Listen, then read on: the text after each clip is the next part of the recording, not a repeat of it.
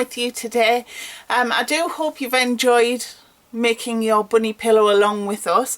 In this final part of our mini corner to corner series, we're going to be looking at making rectangles, and probably the easiest project that we can do that with is to actually make a scarf or a cowl or an infinity scarf. You can make it as long as you like, and I'll show you how to do that.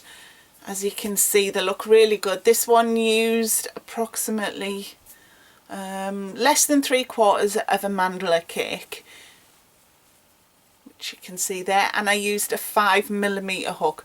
So just grab any spare skeins of yarn you have lying around, an appropriate sized hook, and I'll show you how we're going to make our scarf and master the art of a rectangle. So come across to my desk and we'll get started. So today we're going to be working on perfecting that rectangular shape. I know a scarf isn't the most interesting project, but it is practical and it will give you the skills that you need. Obviously an Afghan is going to be a much bigger project, but the theory is still the same. So you'll master the theory in this video. So the trick with getting a perfect rectangular shape is to have the same number of stitches every row. Now you will have noticed when we did the cushion, the pillow cover, the bunny, that when we increased on both sides, we increased our rows by 1 extra block. So row 3 we'd have 3 blocks, row 4 we'd have 4 blocks, row 5 we had 5 blocks. So the pillow grew out that way. And then when we started to reduce with the pillow, we reduced on both sides, so that we then got that lovely square shape. But when we make rectangles for a little section of it, or a big section depending on how big your project is, you will need to maintain a block count. So in this particular scarf that I'm making here, it's 11. So how you would do that is you need to check the pattern to see whether it says reduce from the left or reduce from the right. So if I grab the bunny pattern just as an example, here if I come in, the bunny pattern said to reduce from the left and the right here, but you might just get a pattern that says reduce from the left here or reduce from the right here.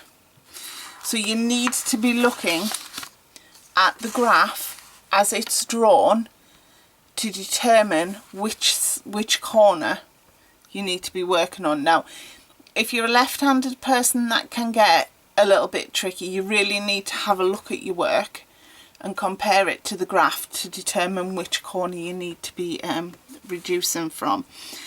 So on this one you can see we have the same number of rows on both sides, so we reduce both sides together.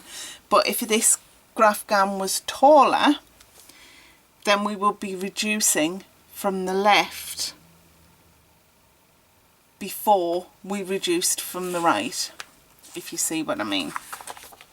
So in order to get this fabulous rectangular shape, we need to be reducing at one side and increasing at the other side.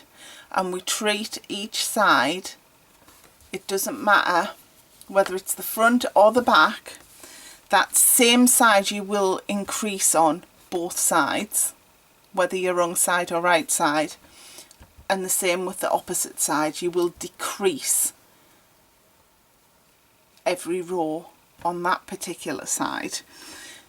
So this is where the stitch markers come in handy as well, because you can see I've marked the right side and the side where I've started decreasing from. So I continue to increase on this side when I made my scarf while decreasing on this side. We'll get to it in a moment, it will make more sense, I promise.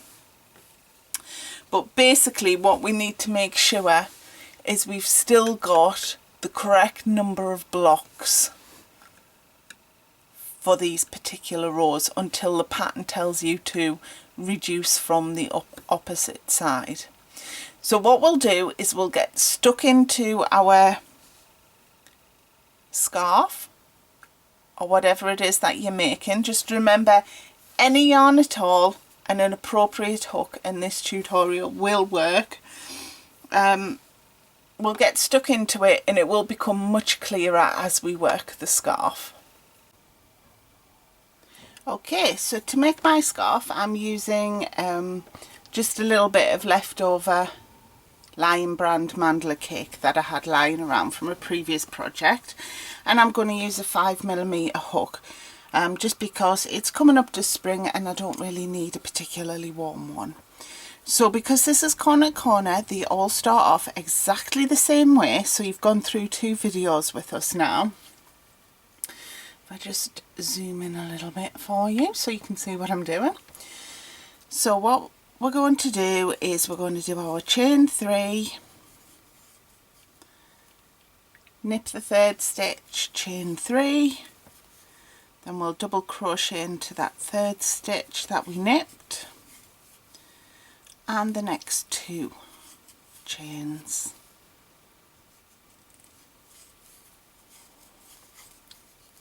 And then we'll turn our work. We're increasing, remember, always start with an increase on corner to corner. So we'll chain 3, nip that 3rd stitch, chain 3, double crochet into that nipped stitch, and each of the next 2 chains.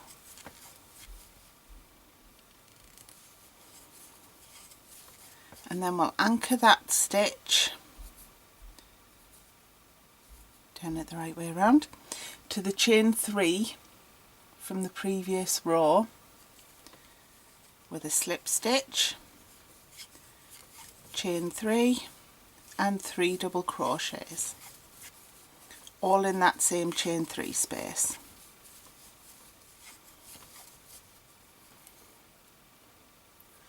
So that's what it's looking like so far. So then row 3 we need to chain 3, nip that 3rd stitch, chain another 3, double crochet into that nipped stitch, and double crochet into each of the next 2 chains. Now I'm assuming that you have gone through the previous videos, which is why I'm not doing this particularly slowly today.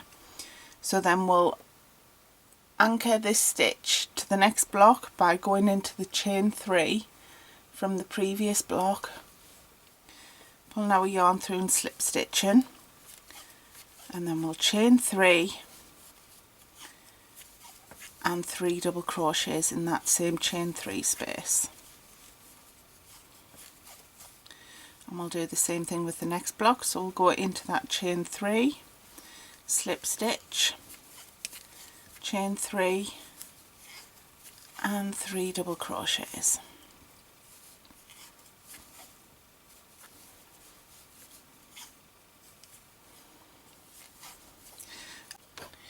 So we're going to repeat that process until our scarf is as wide as we would like it. Please work, for the purposes of this video, work an odd number of rows. For my scarf I'm going to do 11.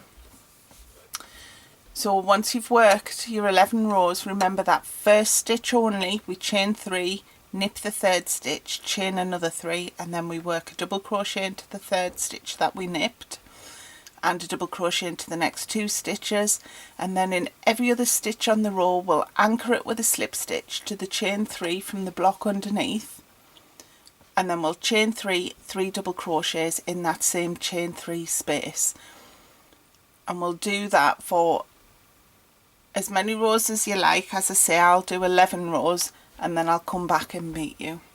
Okay, so I'm just working, whoops, my last stitch in my last corner block.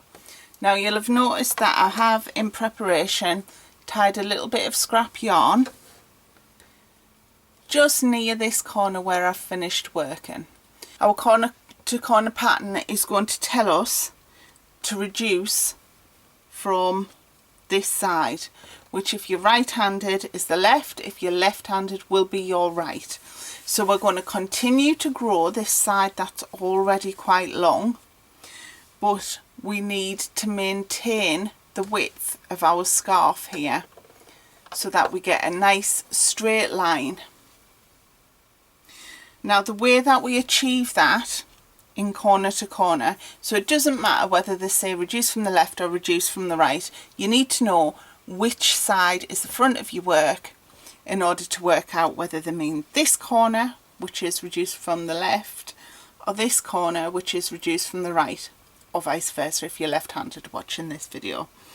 So the side that you reduce on, you will always slip stitch. So for the purposes of this video, we're reducing on the first block, and then we'll work our blocks as we would ordinarily, but when we reach this side we don't want to reduce, because otherwise that'll create another corner and we'll end up with a square. So what we need to do is continue to increase at this side. So we're going to be reducing from one side and increasing at the other side to maintain that perfect scarf shape and get a rectangle. So if I work through this with you, so to start, if I come in a little bit,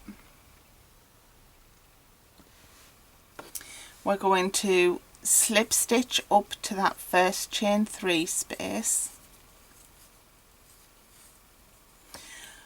and then we will chain 3. So it's just a simple reduction in this square, and we'll do 3 double crochets in that very same chain 3 space. And then for the rest of the row we work it like we ordinarily would. So we'll anchor to the next chain 3 space with a slip stitch and chain 3 and 3 double crochets, and then we'll do that all the way up to the last stitch. So I'll meet you at the last stitch of this row.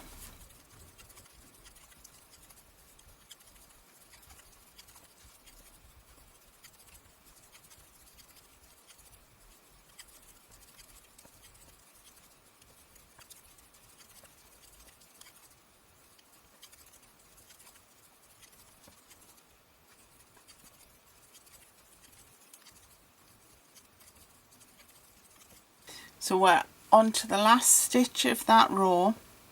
Remember, this side is the longest side, so we reduced at the other end. We're going to work this one as an increase. So in that last chain 3 space we are going to slip stitch, chain 3 and do 3 double crochets. So we are not reducing at both sides, otherwise we'll end up with a square again. So if I turn my work, so here, if we come out, you can see that if I just move that out the way, we're starting to get our straight side coming up this side, but our increases are keeping the shape on the other side as well. So effectively what we're doing is we're decreasing on one side and increasing on the left, and increasing on the other side. So you need to be very aware of which side is the front of your pattern and which side is the back of your pattern. If you remember with the bunny pillow, I advised you just to do this on the front as well, just so that you knew which side was which. And you need to check the pattern and say whether it says reduce on the left or reduce on the right. But other than that, it's exactly the same process. So if we continue with this scarf for a few more rows, this side is the side that we're increasing on. It's the longer side. So we're going to continue to increase. So we'll chain 3, nip that third stitch, chain 3, and then we'll put a double crochet in the stitch that we've nipped and a double crochet in the next 2 chains.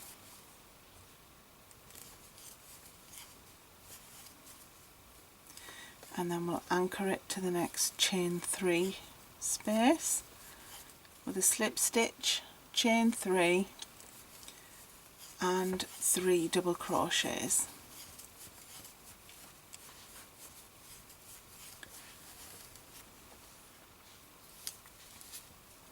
And we'll follow that all of the way down until we reach the last chain 3 space of the row.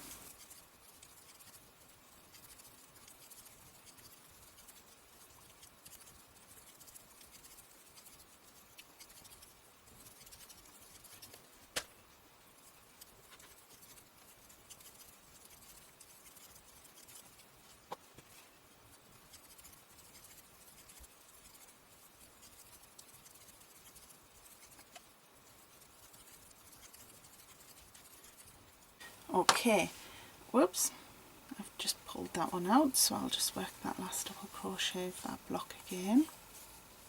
Okay, so for our reduction we've got one more block to go.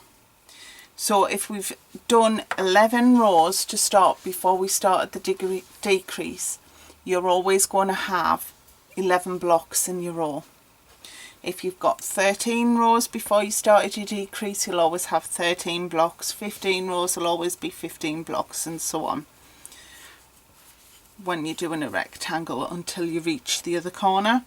So this is the last block that I need to make with the corner to corner stitch, because this is the side that I'm decreasing on.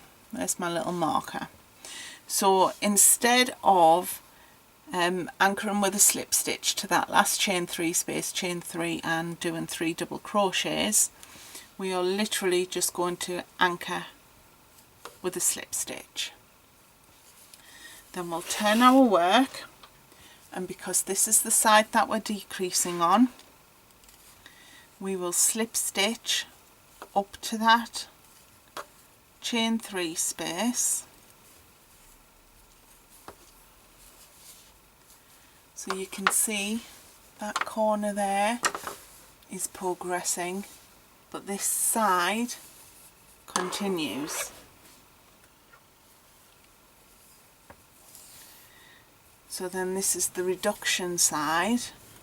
So we'll chain 3 and 3 double crochets into that same chain 3 space that we've just slip stitched up to. And then we'll follow the usual process. Anchor with a slip stitch to the next chain 3 space, chain 3, 3 double crochets.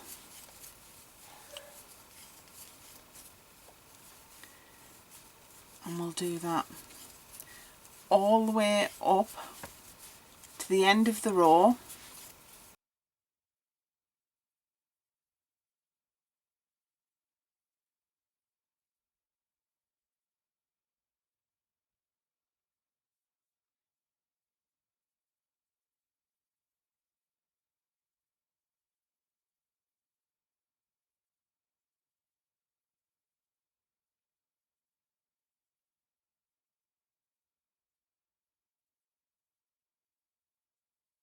So this is the last stitch of the row, so I'm going to anchor it. This is our increase row because it's the highest one, and we'll chain 3 and 3 double crochets, and then we'll turn our work. So what I'm going to do is I'm going to leave you guys now to continue with your scarf until it is as long on this side as you would like it to be. So remember, the longer side, we're going to continue to do an increase on this side, and on the shorter side we will continue to do our decrease corner to corner stitch, so that it maintains and follows up nicely to create a beautiful rectangle shape.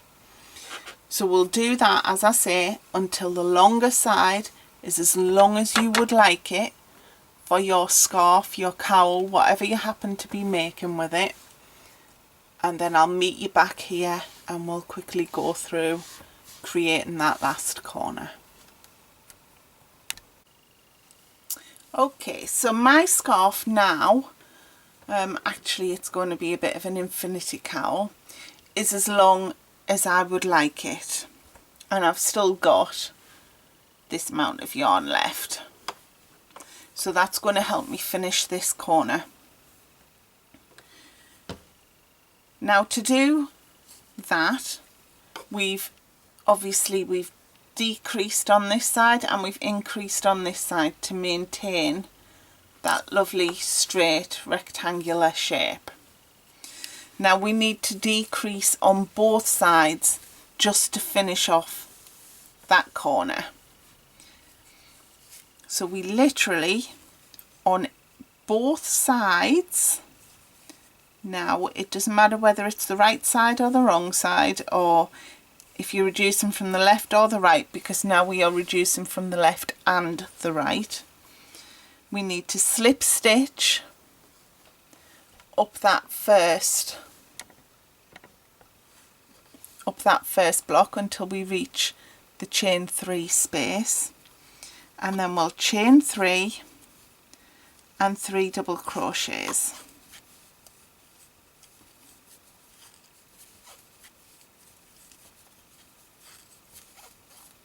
And then we'll anchor our stitch, chain 3 and 3 double crochets in that next chain 3 space. Now I'm not going particularly slowly because we have made the pillow, and we have also been decreasing on one side pretty much every row for this scarf. So I'm assuming you guys by now have mastered the corner stitch itself.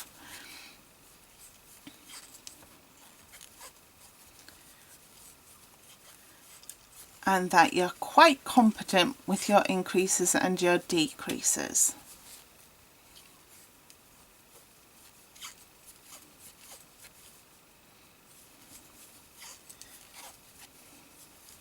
What I will say though is, when you're measuring your project to work out if it's as long as you need it to be, always measure that longer side, because you'll bring the corner up.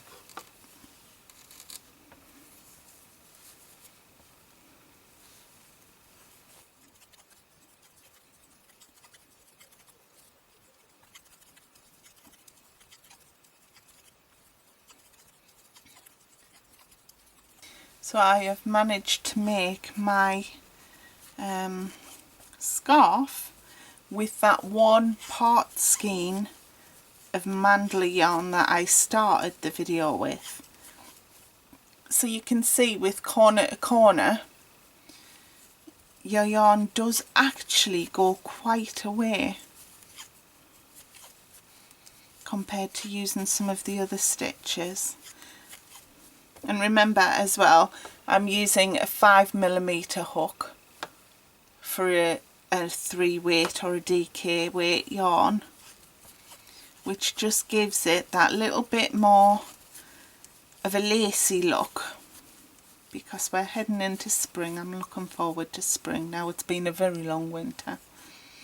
And then when we get to that last double crochet, sorry I was busy talking, when we get to that last block, we just need to be anchoring to that last chain 3 space with a slip stitch, and then we will turn and we will reduce from this side too. So we need to slip stitch up to that chain 3 space, and then chain 3 and 3 double crochets, and we will follow that process all the way until we have one block left, and I'll meet you at the end.